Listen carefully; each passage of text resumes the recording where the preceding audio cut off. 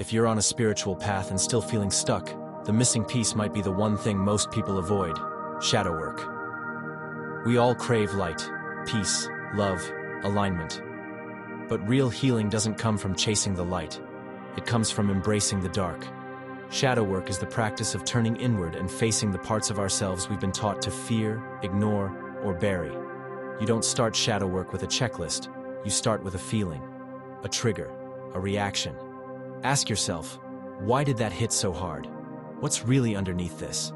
Shadow work is the art of listening to the parts of you that have been silenced. The goal isn't to fix yourself, it's to meet yourself. Try journaling when you feel raw or reactive. Let the uncensored truth pour out. Not to judge it, but to understand it.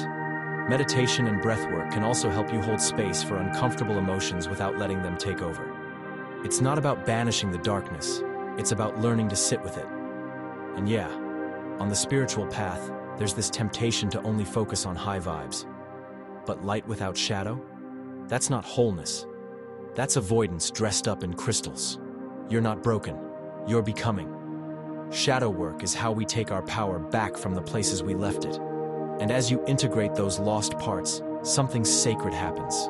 You stop chasing the light and start embodying it. Your shadow isn't here to haunt you. It's here to guide you back to wholeness. If that speaks to you, drop a comment below.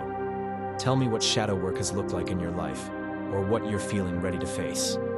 And if you want more tools for the journey, hit that subscribe. We're in this together.